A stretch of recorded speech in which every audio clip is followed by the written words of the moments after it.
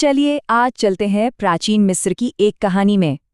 एक ऐसे बादशाह की कहानी जिसने अपनी दौलत और ताकत के नशे में सीधे सीधे भगवान को ही चैलेंज कर दिया।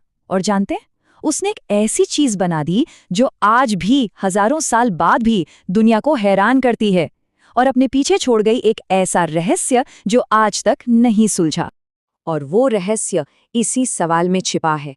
आखिर ऐसा कैसे हो सकता है कि एक शरीर हजारों साल तक खराब ही न हो, सड़े ही नहीं? ये कोई चमत्कार है, विज्ञान का कमाल है, या फिर कुछ और ही बात है? तो हमारी कहानी की शुरुआत होती है एक राजा से और उसकी एक ऐसी चुनौती से जो इतिहास के पन्नों में हमेशा के लिए दर्ज हो गई। ये राजा था फिरौन, प्राचीन मिस्र का सबसे ताकतवर, सबसे अमीर और उतना ही जालिम शासक। कहते हैं कि उसकी दौलत और ताकत का कोई हिसाब ही नहीं था और इसी वजह से वो खुद को भगवान से कम नहीं समझता था। उसका घमंड इस हद तक बढ़ चुका था कि उसने ऐलान कर दिया, मुझे किसी भगवान से स्वर्ग मांगने की क्या जरूरत है, मैं अपना स्वर्ग यहीं इसी धरती पर खुद बनाऊंगा। और ये सिर्फ बातें नहीं थी, उसने सच में धरती पर अपना स्वर्ग बनाना शुरू कर दिया। एक ऐसा ढांचा जो आज भी दुनिया के 7 अजूबों में शामिल है। और फिरौन का वो खुद का बनाया हुआ स्वर्ग था गीज़ा का महान पिरामिड। उसने तय किया कि मरने के बाद उसका शरीर इसी आलीशान पिरामिड में दफनाया जाएगा।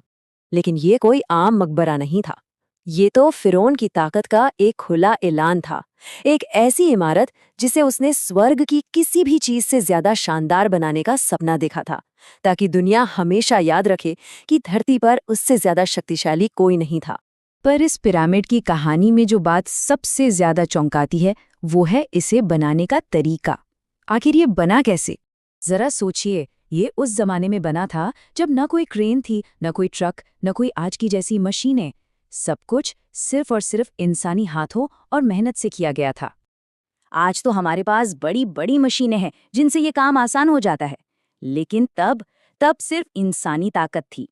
ये जो फर्क दिख रहा है ना, यही बताता है कि ये कितना बड़ा, लगभग नामुमकिन लगने वाला काम था। अंदाजा लगाइए, इस पिरामिड में लगा एक एक पत्थर करीब 20 टन का है। जी हाँ, 20 टन, मतलब 2 बड़े बड़े हाथियों के वजन के बराबर सिर्फ एक पत्थर। और इसकी ऊंचाई की बात करें, आज की किसी 50 मंजिला बिल्डिंग के बराबर ऊंचा है ये, बिना किसी मशीन के। इतनी ऊंचाई तक इतने भारी पत्थर पहुंचाना है ना हैरान करने वाली बात।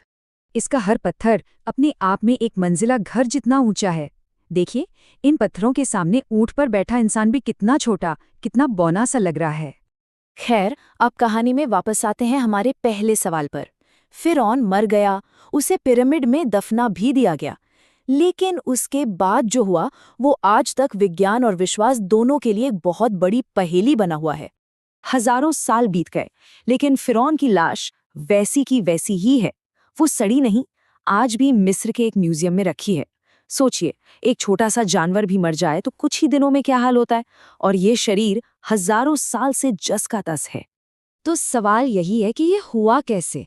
क्या ये सच में कोई दैवीय श्राप था, या फिर इसके पीछे प्राचीन मिस्र का कोई छिपा हुआ विज्ञान है?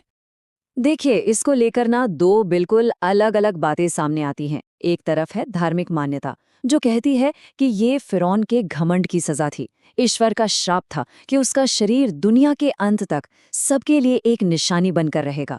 और दूसरी तरफ है विज्ञान। वैज्ञानिकों का कहना है कि ये मिस्र की ममीफिकेशन तकनीक का कमाल है।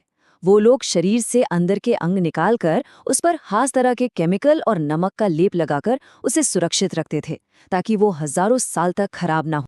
तो वजह चाहे भगवान का श्राप हो या विज्ञान का कमाल, एक बात तो पक्की है, फिरौन और उसका पिरामिड दोनों आज भी हमें एक बहुत गहरा सबक सिखाते हैं। फिरौन ने अपनी ताकत और महानता दुनिया को दिखाने के लिए एक ऐसा स्मारक बनाया जो आज भी आसमान को छू रहा है। उसे लगा कि वो इस तरह हमेशा के लिए अमर हो जाएगा। लेकिन शायद असली स्मारक वो पिरामिड नहीं, बल्कि उसकी ये लाश है। ये एक ऐसी निशानी है जो बिना कुछ कहे भी हजारों सालों से पूरी इंसानियत को एक बहुत बड़ा सबक सिखा रही है। तो आखिर में ये सवाल हमारे सामने खड़ा होता है, ये विशाल पिरामिड आखिर क्या है?